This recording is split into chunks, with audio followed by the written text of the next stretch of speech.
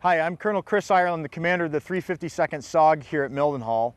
I want to take a few minutes to show you a recent accident we had here in the local area where we got really lucky. I spent some time emailing you all about my concerns about how we take precautions on and off duty. We got very lucky the other night, and I want you to be able to see for yourself how close we came to a tragic accident.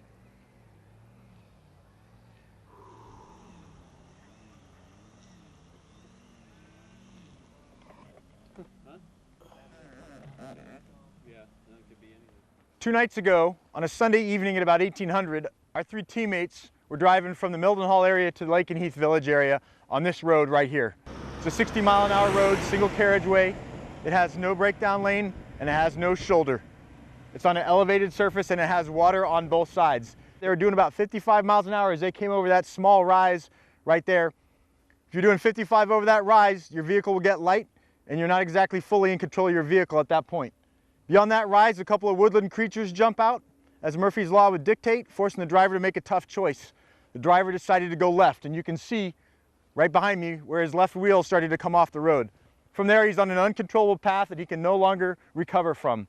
Further off the roadway he goes, farther below the surface of the road he goes until he comes closer and closer to the ditch. This is 150 feet that the vehicle traveled with our three guys in it before it came to its final stop that you see right here in the ditch.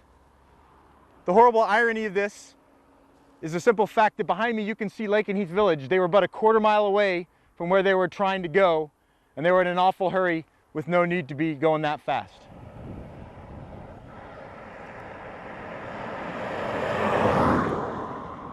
Ladies and gentlemen, here's the deal.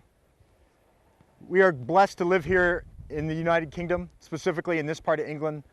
The people are gracious hosts to us, and it's a wonderful place to live and a great place to operate out of as we conduct the mission of the mighty 352. But Chief Markham and I are a little concerned that we're kind of losing perspective and we've lost the context of where we're living and where we're driving on a daily basis. What you see behind me a couple hundred years ago was a swamp. It was covered in water and it was called the Fens. The British leaders at the time brought over some engineers from Europe to drain the swamp, literally, to create productive farmland, which is why you see such fertile ground behind me, and you see the mud here in front of me. What does that mean? Well, it means a couple things. One, if you've driven around here at all, you know that this mud finds its way up onto the road every day.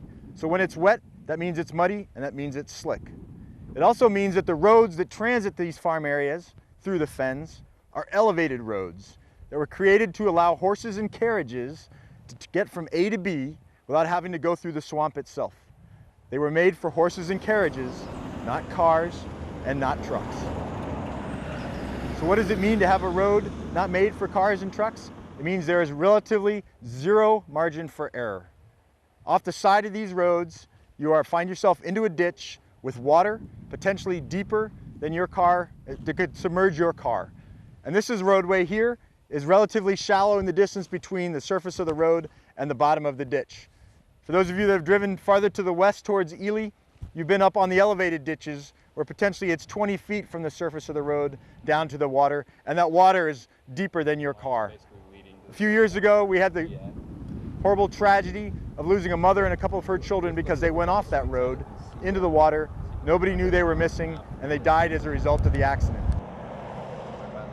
My goal with this video is to recage all of our expectations that when we're driving on the roadways here in England, we need to take the proper precaution and give ourselves the proper time to get from A to B. If you don't make it to work, we have no mission. If we have no mission, we have no reason for being here, and we've failed our nation. I need you to take ownership of what you do when you're behind the wheel, take ownership of your teammates when you're in the car with them, and arrive alive. Thank you.